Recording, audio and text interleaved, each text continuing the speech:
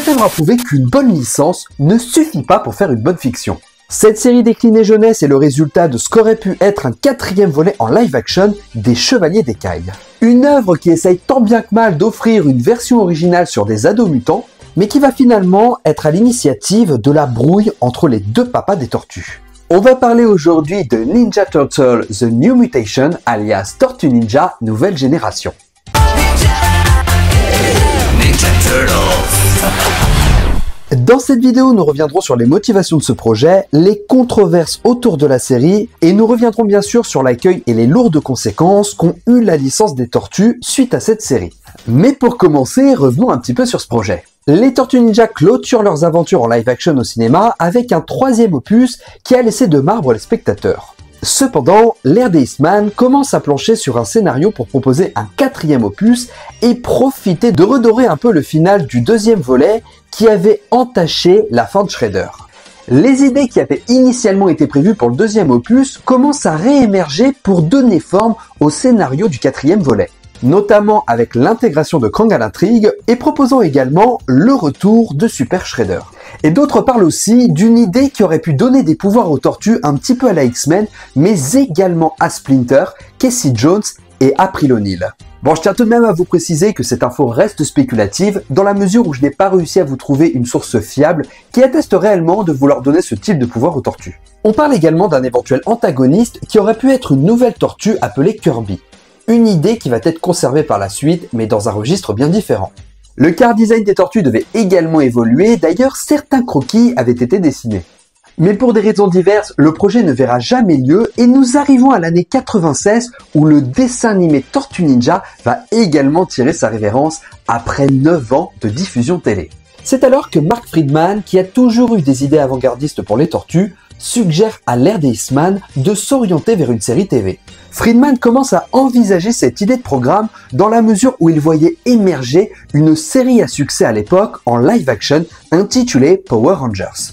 Il propose donc de s'associer à Aim Saban pour mettre alors au point une série TV en live action autour des tortues. Bon, après il faut dire ce qu'il y a, Aim Saban n'a jamais vraiment été très fan des Tortues Ninja, mais il a juste vu l'opportunité de se voir acquérir une nouvelle licence à très bas prix, dans la mesure où le 3e volet en live action n'avait pas beaucoup marché et que l'animé venait tout juste de s'arrêter. Pour ce show TV, on pourrait imaginer que les tortues ont grandi et sont aujourd'hui âgées de 18 ans, justifiant alors de cette notion de nouvelle génération. Seulement, une question essentielle se pose. Est-ce que cette série TV doit être canonique à l'animé? Doit-elle être canonique à la trilogie sortie au cinéma? Ou doit-elle être tout simplement une nouvelle série qui ne prend pas en compte tout ce qui a été fait avant? Et au final, on va avoir un petit peu des trois. Je m'explique. Le ton de la série s'oriente sur une direction artistique plutôt cartoonesque, avec des ennemis qui suivent cette ligne éditoriale du cliché de l'antagoniste un peu stupide.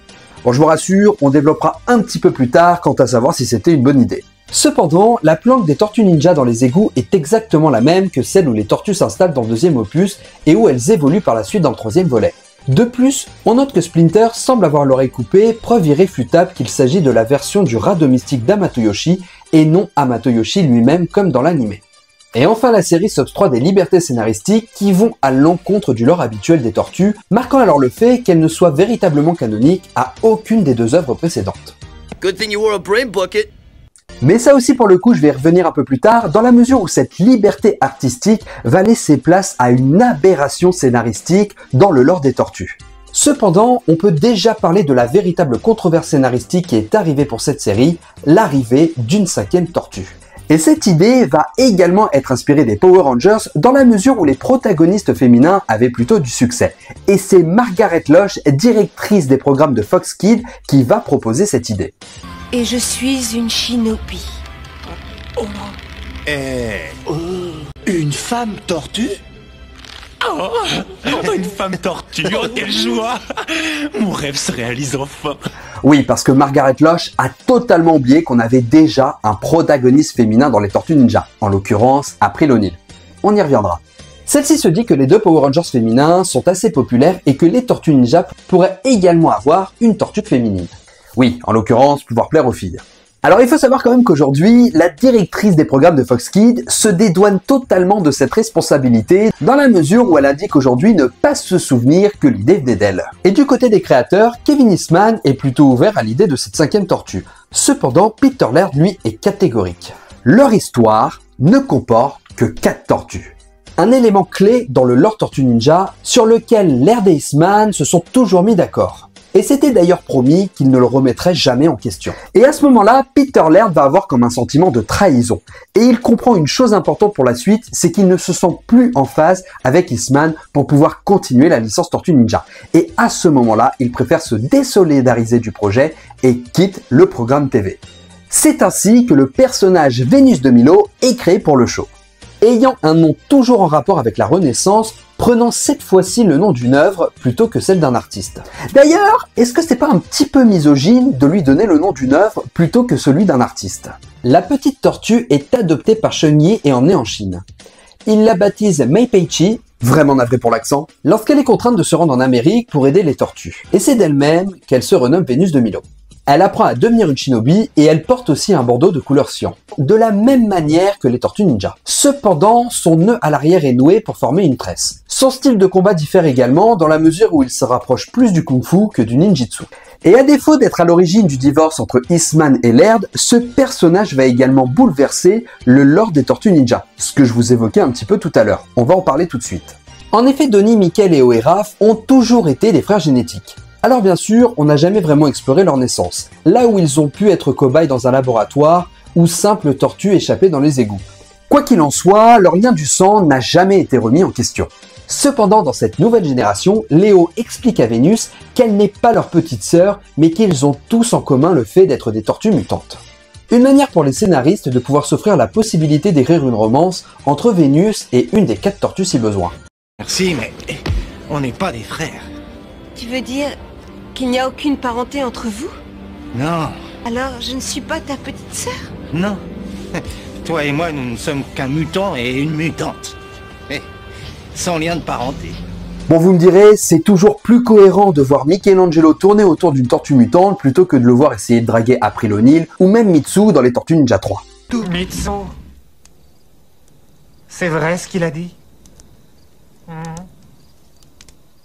Oh là là. crotte de bite. Comme qui dirait de mauvaises vibrations. Toujours est-il que l'arrivée de Vénus de Milo est mal accueillie par les fans de la première heure, démontrant ainsi que la vision de Laird était la bonne quant au fait de respecter le lore originel et de ne se concentrer exclusivement que sur les 4 tortues pour lesquelles nous avons déjà beaucoup d'attachement. Bon, après il faut pouvoir relativiser aussi. Rationnellement, je ne pense pas que le fait d'introduire une 5e tortue au lore Tortue Ninja dénature les Tortues Ninja. C'est pas tellement le fait d'amener une 5e tortue, mais principalement la manière dont on va l'amener. Prenons l'exemple des comics. L'arrivée de Jennika par la suite dans les comics a plutôt été bien accueillie et est assez appréciée des lecteurs. On comprend alors que la 5e tortue n'est pas forcément boudée que par le simple fait qu'elle existe, mais tout simplement parce que son développement ne permet pas de s'y investir émotionnellement. Là où Jennika est initialement une jeune fille blessée qui justifie sa mutation par le fait que Leonardo lui donne son sang pour lui sauver la vie, elle arrive sans dénaturer la fratrie des 4 héros. Elle a une écriture plus dramatique sur le fait que c'est une humaine qui doit accepter sa nouvelle condition de tortue mutante, ayant elle vécu une vie où elle n'avait pas besoin de se cacher. Alors que pour Vénus de Milo, c'est totalement différent. Elle intègre le groupe de manière un peu random, avec une explication de son existence qui ne tient pas la route et concrètement, son intégration aux intrigues des épisodes font que les tortues pourraient assez facilement se passer d'elle. Parce que finalement, l'arrivée de Vénus de Milo, on l'explique par le fait qu'elle a pataugé également dans le mutagène avec ses frères, sauf qu'elle s'est égarée, elle s'est éloignée et qu'elle a été adoptée par quelqu'un d'autre, tout simplement. Donc déjà de base, on n'a pas une origin story très transcendante. Et au-delà de son origin story, l'exploitation du personnage est assez particulier, et ce, dès le premier épisode. On constate qu'elle possède des pouvoirs magiques, et elle va transformer Shredder en gentil grâce au pouvoir des fées. Je vulgarise. Aucune profondeur, aucun enjeu, et même aucun développement amoureux initialement ouvert par les scénaristes. C'est pour ces raisons que Vénus a été simplement rejetée par les fans. Non pas parce qu'elle est une femme tortue, mais parce que rien ne justifie son existence ou même sa contribution au groupe. Bon, maintenant soyons honnêtes, l'échec de la série ne se repose évidemment pas seulement sur la présence de Vénus de Milo. Parce que vraiment il y avait beaucoup, mais alors beaucoup de choses qui n'allaient pas dans cette série. D'ailleurs, Tortue Ninja Next Mutation, de quoi ça parle exactement? En bref, les tortues sont maintenant âgées de 18 ans, et alors qu'un nouveau mal se fait ressentir, les tortues découvrent qu'il existe une 5e tortue, élevée par un maître ninja qui lui apprend à devenir une shinobi avec des pouvoirs magiques. Oui, je me répète un peu, c'est juste pour recontextualiser. Les tortues se retrouvent confrontées au clan des Foot, qui, vaincu par le pouvoir de l'amour, laisse place à une nouvelle menace, les dragons, libérés d'une autre dimension et arrivant sur Terre pour la conquérir. Les tortues ninja vont devoir unir leurs forces pour combattre cette nouvelle menace, qui n'en est pas vraiment une.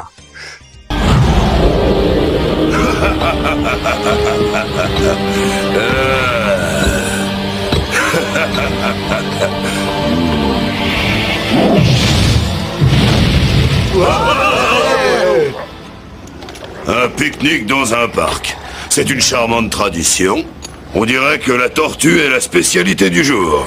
Qui a invité Puff le dragon magique? Voilà, on arrive sur un schéma classique, une histoire classique, en essayant d'apporter des méchants plus dangereux que les anciens méchants pour justifier le fait que les tortues ninja doivent se développer et évoluer par rapport à ce qu'elles étaient.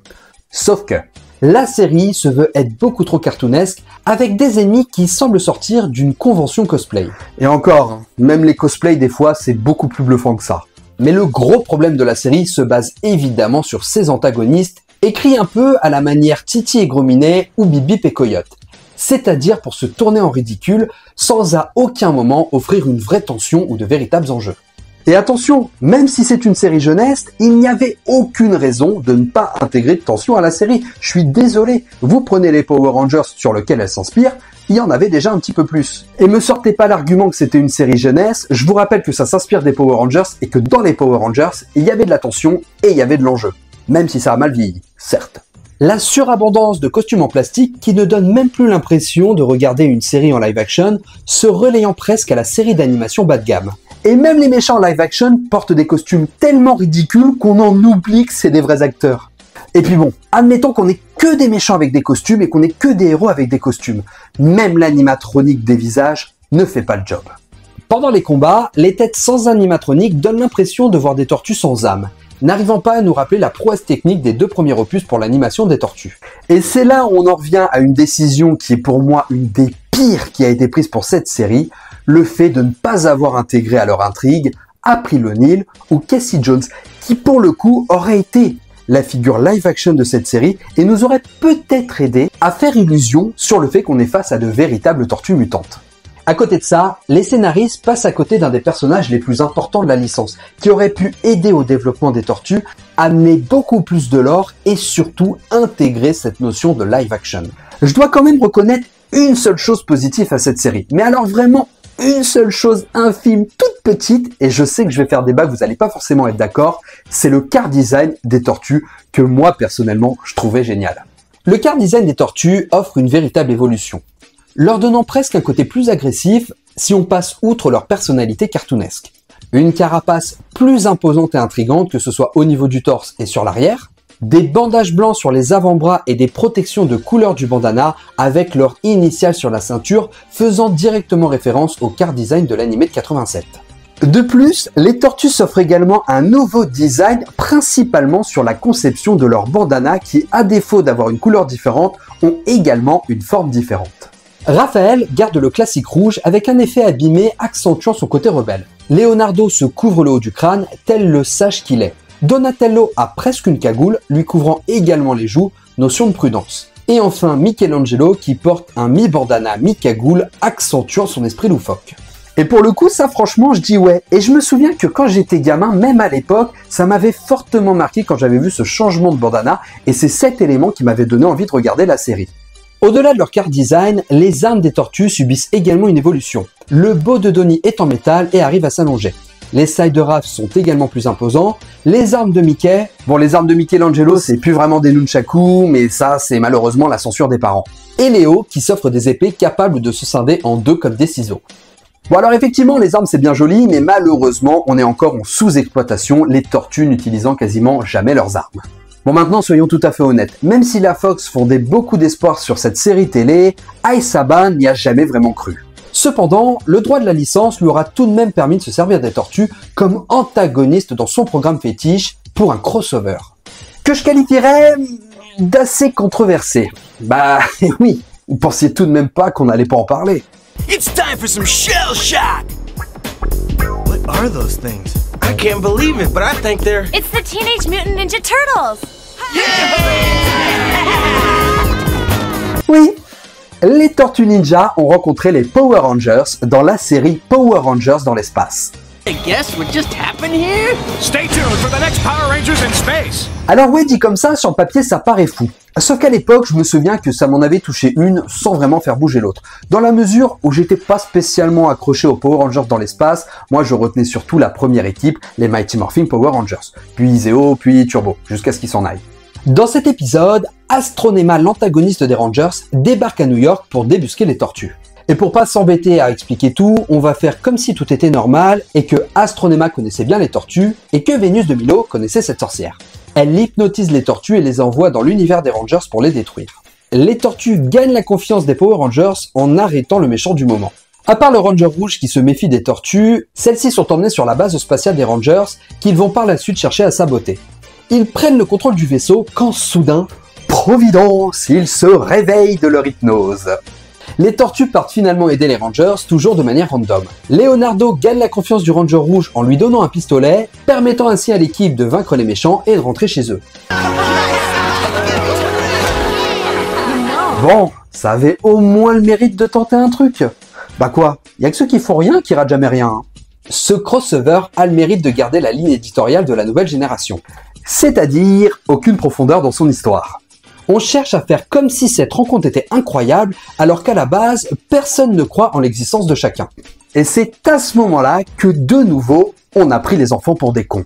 Nous faire croire que Vénus connaît l'antagoniste des Rangers, alors que les tortues elles-mêmes connaissent les Power Rangers au travers d'histoires fictionnelles. De la même manière que les Rangers connaissent les tortues au travers d'histoires fictionnelles. Oh ça y est, j'ai fait un AVC. Bon, je tiens quand même à vous rassurer, la rencontre des Tortues Ninja et des vrais Power Rangers aura bien lieu en comics dans Power Rangers et Tortues Ninja. Avec cette fois-ci une intrigue bien plus intéressante, mais ça, on pourra en parler dans une prochaine vidéo. S'il y a une chose essentielle à retenir de cette série, c'est que quand on ne croit pas en ces personnages, on ne peut pas demander aux enfants de cautionner ces personnages. Un producteur qui s'en fout, un créateur qui se désolidarise, une directrice de chaîne qui impose son personnage, sans vraiment en comprendre les rouages et la manière dont on doit respecter un lore déjà établi. Les Tortues Ninja démontrent tout simplement que malgré la popularité d'une licence, si nous n'avons rien à raconter et que si nous n'avons pas la maîtrise d'une histoire, et surtout l'approbation de tous les créateurs, il faut tout de même respecter son public en ne proposant tout simplement rien. Cette série a tenté des choses, certes, mais elle les a tentées pour de mauvaises raisons, c'est pourquoi d'ailleurs d'autres par la suite s'en sont bien mieux sortis. Donc pour ceux qui étaient passés à côté de cette série, je vous conseille fortement de garder une vie heureuse. Et c'est là-dessus que nous terminons cette vidéo. Merci beaucoup de l'avoir suivi jusqu'au bout. J'espère qu'elle vous aura plu. N'hésitez pas à liker, partager, commenter. C'est ce qui aide le plus la chaîne. Vous pouvez également devenir membre soutien et avoir accès à du contenu en avant-première. En attendant, pensez à vous abonner pour ne pas rater les prochaines vidéos. Moi, je vous laisse. Ciao les amis.